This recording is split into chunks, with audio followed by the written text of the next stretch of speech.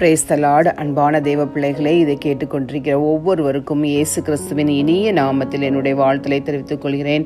இன்றைய வேத வசனம் உன்னத பாட்டு 2:2.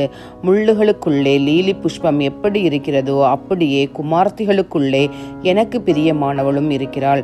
அன்பான தேவ பிள்ளைகளே, எத்தனை அருமையான ஒரு வேத வசனம். ஆண்டவர் நம்மை ஒரு லீலி புஷ்பத்திற்கு ஒத்திருக்கிறார். அந்த நறுமணம் மிகுந்த ஒரு மலருக்கு நம்மை ஒப்பு கொடுக்கிறார். முள்களுக்குள்ள அந்த லீலி புஷ்பம் எவ்வளோ ஒரு நறுமணத்தை கொடுக்குமோ அப்படியே அவருக்கு பிரியமான குமாரத்திகளும் அப்படி இருக்கிறார்கள் என்று சொல்கிறார். அன்பான தேவ பிள்ளைகளை, ஆண்டவர் நம்மிடத்திலிருந்து எதிர்பார்ப்பது இந்த ஒரு காரியத்தை தான்.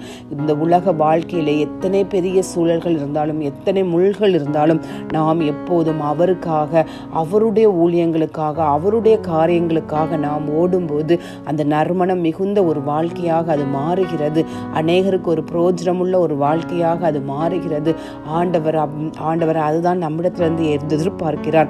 முள்களுக்குள்ளாக அந்த லீலி புஷ்பம் எத்தனை நறுமணத்தை கொடுக்குமோ அதே போல நாம் வாழ்கிற வாழ்க்கையானது கடவுளுக்கு ஒரு நறுமணம் மிகுந்த ஒரு வாழ்க்கையாக அது மாற வேண்டும். அநேகருக்கு நம் மூலமாக ஆண்டவரை அறிகிற ஒரு அறிவு அவர்களுக்கு வர வேண்டும். ரட்சிப்பின் பாதையிலே நடத்துகிற ஒரு அனுபவம் நமக்குள்ளாக வர வேண்டும். அப்படிப்பட்ட ஒரு அனுபவத்திற்குள்ளாக நாம் போகும்போது அது ஆண்டவருக்கு எத்தனை ஒரு பிரியமான ஒரு காரியமாக மாறும். அது மட்டுமல்லாமல் நாம் அநேக வேத வசனங்கள் இந்த பாடல்கள் பார்க்கும்போது என் நேசர் என்னுடையவர், நான் அவருடையவள் என்று அநேக இதில் நாம் பார்க்கிறோம்.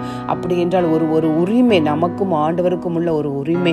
அந்த நேசர் நம்முடைய நேசர், நான் அவருக்கு உரியவள் அப்படி என்று நாம் பார்க்கும்போது ஆண்டவருக்கும் நமக்குமான ஒரு உறவு என்பது அதில் உறுதிப்படுத்தப்படுகிறது.